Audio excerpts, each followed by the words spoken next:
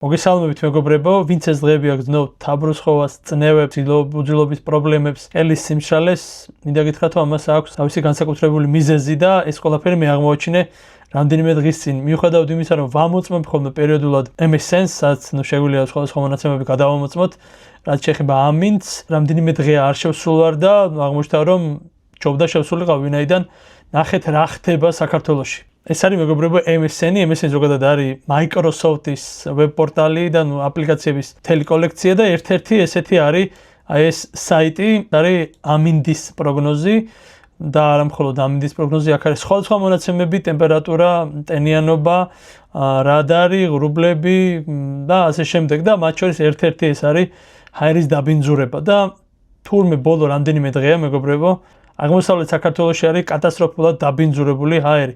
ჯერჯერობით უცნობია რის გამო არის ეს ყველაფერი, აქ საუბარია ვთქვათ მანქანების მომატებულ რაოდენობაზე და ამის გამო დაბინძურებაზე თუ რა ჰაერის ისეთი მასებია, მტვრიანი მასები შემოსული, რომ ესეთი კატასტროფული ვითარება არის აღმოსავლეთ საქართველოში. ხედავთ მეგობრებო, 155 აწერია თბილის, სხვადასხვა მონაცემები ჩვენ კიდევ უფრო ჩაუღრმავდებით, მაგრამ მოდი ავხსნათ ახლა ეს რას ნიშნავს ეს ყველაფერი. თუ პირდაპირ წერია ყველა საიტზე, თუ თქვენი შვილები გიყვართ, მოარიდეთ ბავშვები ამ ყველაფერს. წარმოუდგენელი სიგეჟე ხდება თბილისში და ფაქტურად როგორც ხედავთ, მთელ აღმოსავლეთ საქართველოში. ჰაერის ხარისხის ინდექსი არის უკიდურესად დაბინძურებული და 160-ს რო გადაცდება, ეს ნიშნავს, რომ ამ რიცხვიდან ზემოთ ჰაერში გაბნეული ნაწილაკები უკვე სისხლში შედის და პირდაპირ მოქმედებს თქვენს ჯანმრთელობაზე, ვინც უნთქავს ამ შემთხვევაში უფრო მეტად, უფრო ხშირად იმათზე განსაკუთრებით. 201-დან უკვე ცხადია იწყება, ეხება არა მხოლოდ იმ ადამიანებს, ვისაც მომატებული მგრძნობელობა აქვს ასეთი დაავადებების მიმართ, არამედ ყველა ჯანმრთელ ადამიანს. თუ 201-ს გადაცდება, ეს ნიშნავს, რომ ყველა ჯანმრთელი ადამიანი დგება უკვე პირდაპირ რისკის ქვეშ და ჯანმრთელობის დაზიანებისა. ხო და რასაც ვსაუბრობდი, თუ ამ დღეებში გქონდათ ან გააქვთ თავის ტკივილის, სუნთქვის გაძნელება, მოთენთილობა, გულის ფრიალი, ძილის ხარისხის გაუარესება, ქრონიკული ბრონქიტი, ან ასთმა და მისი გამწვავება, ეს ყველაფერი გამოიწვია ამ ჰაერმა. რა უნდა გააკეთოთ? უნდა დახუროთ კარები და ფანჯრები. განსაკუთრებით პიკის საათებში და თუ შეგიძლიათ, უნდა გამოიყენოთ ნიღაბი, რომელიც ნაწილაკებს ფილტრავს და ამით ხელს უშლის იმას, რომ ეს ნაწილაკები მოხვდეს თქვენს სხეულში. ასევე უნდა გაზარდოთ წყლის მოხმარება, წყლის მიღება. სხეულს ეს ბუნებრივია, ყველა მიცის რომ ეხმარება ტოქსინების გამოდევნაში და რა ვიცი, ვისაც ჰაერის გამწმენდი გაქვთ, დაუყოვნებლივ უნდა ჩართოთ და როგორც მანქანაში, ისევე რა თქმა უნდა სახლებში. ახლა მოდი ვნახოთ სხვაგან რეგიონში, ევროპაში სადმე თუ არის ასეთი რამ. თითქმის არსად თუ არ ჩავთვლით პოლონეთს და ისიც აი უმაღლესი ყველაზე დიდი არის 136. სხვაგან არსად არ ფიქსირდება.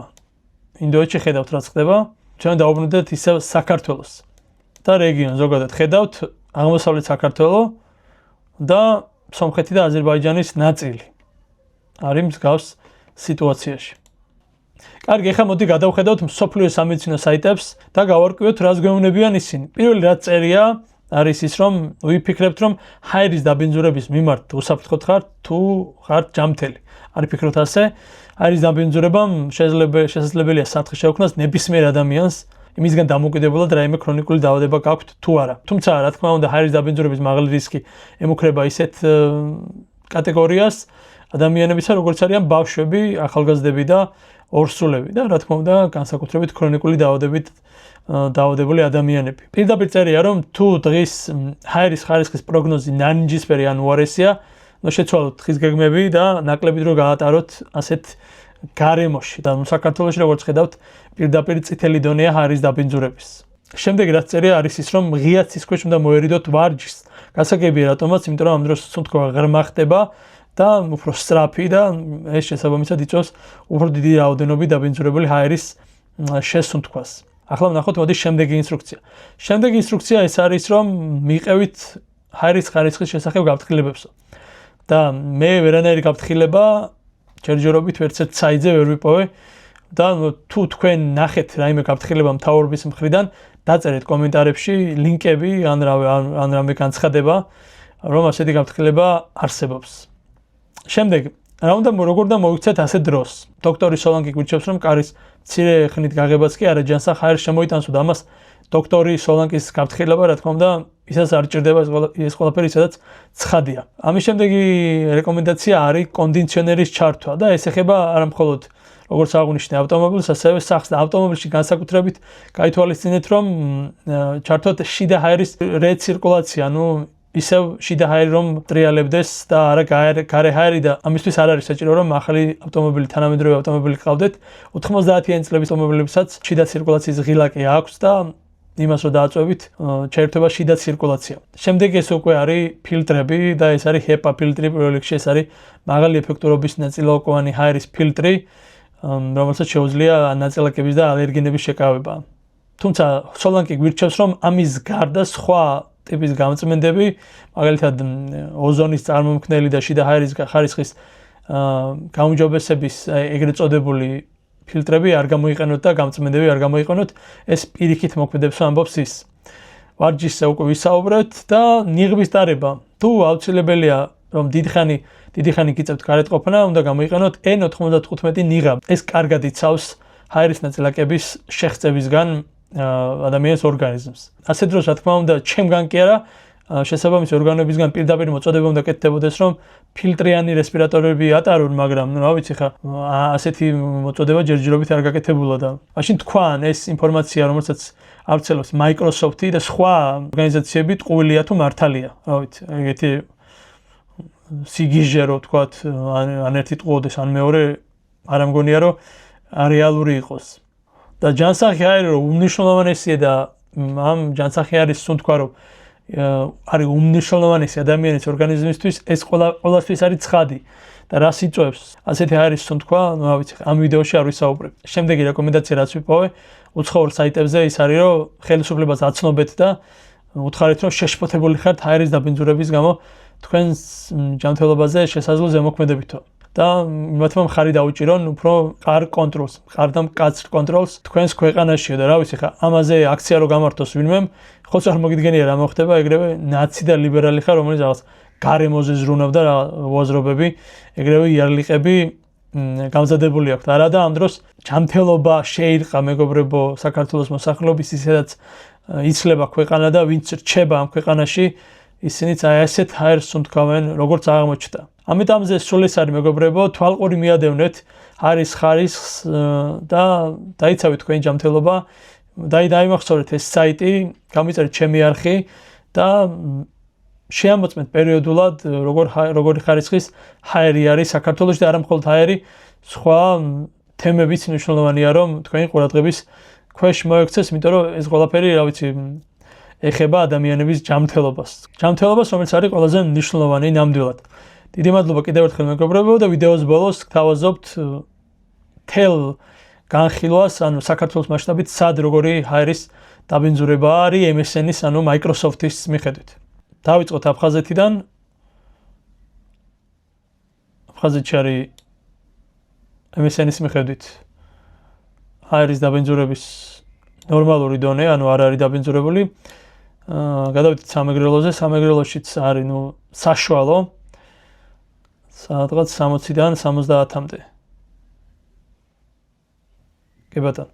სამეგრელო ზემოსვანეთში უფრო სწორედ.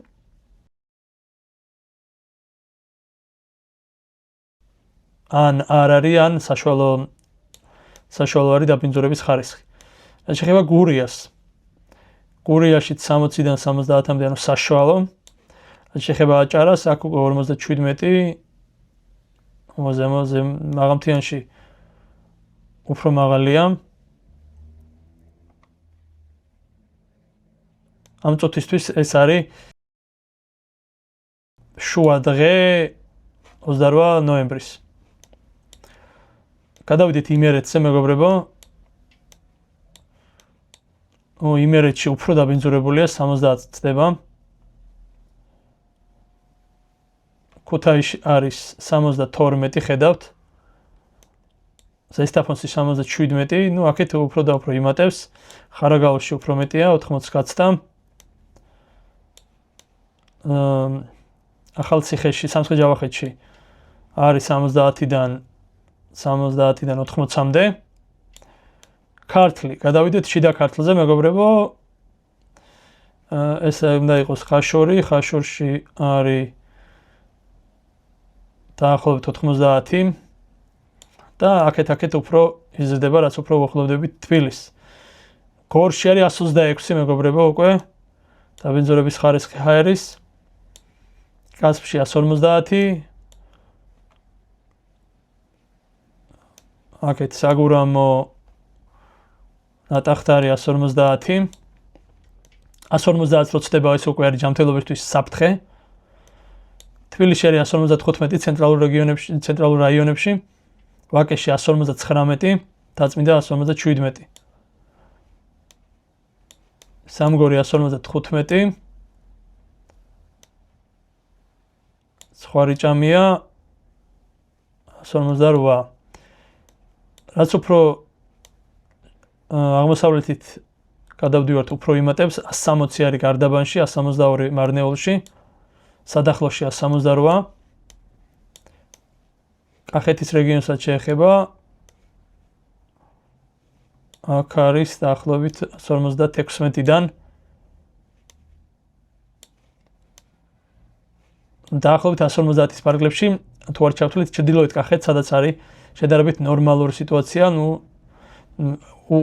უსაფრთხო არ არის ჰაერი, მაგრამ 117 არის მაგალითად თელავში და 155-დან შედარებით ცხადია, უფრო დაბალია დაბინძურების ხარისხი. განსხვავებული სიტუაცია არის თიანეთში, უფრო დაახლოებით ნახევარია დაბინძურების ხარისხი თელავთან შედარებით. სომხეთში არის დაახლოებით იგივე არის სომხეთშიც და აზერბაიჯანის დასავლეთ რეგიონებში არის დაბინძურების მაღალი ხარისხი. დასავლეთ რეგიონებში აზერბაიჯანში, ბაქოში მაგალითად ჰაერი არის სუფთა. მოდი ახლა ვნახოთ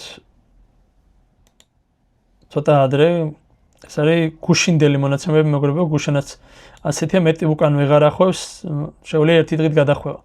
მოდი ვნახოთ ახლა რა პროგნოზი აქვს ჰაერის დაბინძურებასთან დაკავშირებით. დღეს არის 28, მოდი ვნახოთ 29-ში რა ნარჩუნდება 29-ში. 30-ში ნარჩუნდება. პირველშიც იგივე სიტუაციაა. ხედავთ მეგობრებო, ესე იგი ორ რიცხვამდე შეუძლია პროგნოზის გაკეთება Microsoft ჰაერის დაბინძურებასთან დაკავშირებით და სრულად დაბინძურებულია ამ პერიოდის განმავლობაში ჰაერი. ამიტომ შეინარჩუნეთ ჯანმრთელობა და დაიცავით თავი ჰაერის დაბინძურებისგან, რამდენადაც შესაძლებელია ეს.